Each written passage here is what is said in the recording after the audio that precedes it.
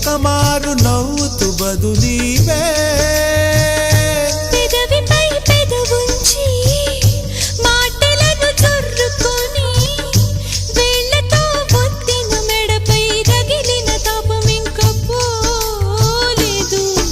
అరే మెరిసేటి రంగు నీది, నీ అందానికెదురేది, నువ్వు తాకే చోట ఈ పెక్కులే, ఇక ఒళ్ళు మొత్తం చెయ్యవలెను పుణ్యమునే.